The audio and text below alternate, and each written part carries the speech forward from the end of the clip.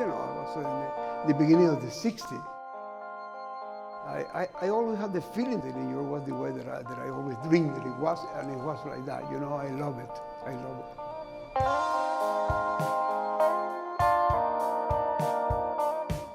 Tinha uma coisa bem efervescente, né? It blew my mind, all the experiments and all the extraordinary art that was made.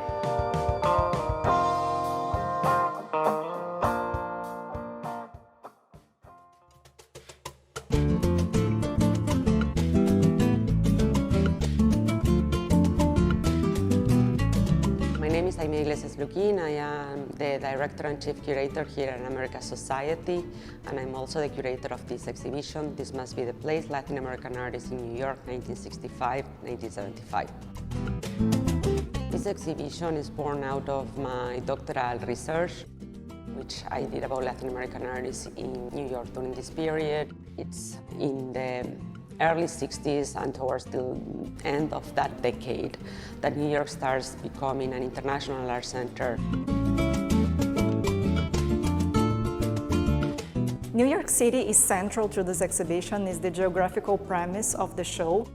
This wall specifically talks about the perspective of the artists coming to the city and engaging with the city in their artworks.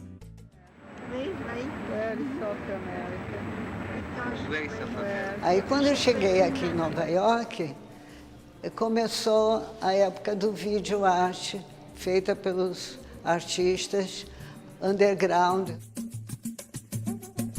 Everything here was very experimental in many ways. Different materials, different concepts, different approach to making art. I had the feeling that I want to do something very open and to mix so many, you know, the melting pot, to meet so many cultures and people from everywhere, and that's what I found in New York, really. Not museums yet. It was so experimental. These artists were very interested in trying to take the artistic to real life and take real life, everyday life from the streets into the museum.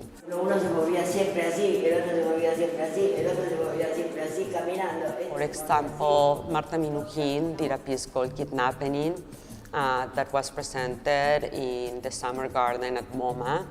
And that piece was a performance that was conceived as a homage to Pablo Picasso that had recently passed away. Había muerto Picasso y Dalí, al que yo conocía mucho, lo veían en San Francisco, hizo una gran fiesta para festejar que se murió Picasso. Entonces yo de contra,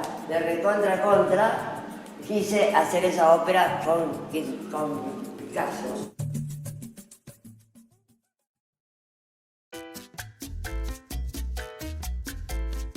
Something that many of them said, which I thought was really fascinating, is that it was not until they arrived in New York that they started feeling Latin American.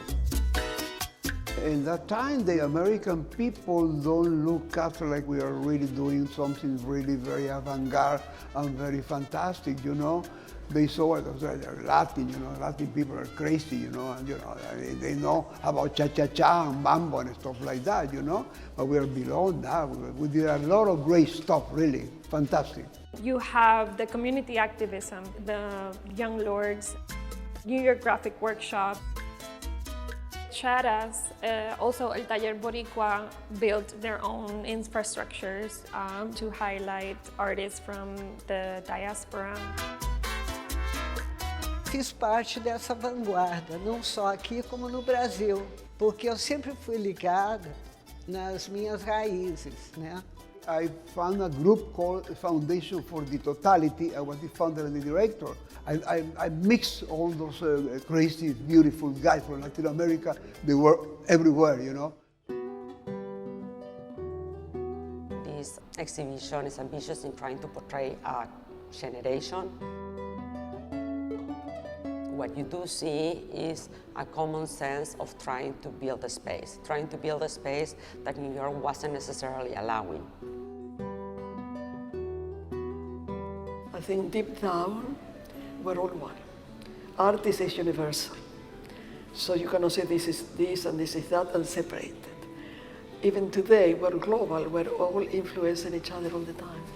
Because of their migrating experience, because of the information they brought from home, and because of the topics that they dealt with in their artworks that talked about nostalgia and the experience of launching from home, the experience of changing context.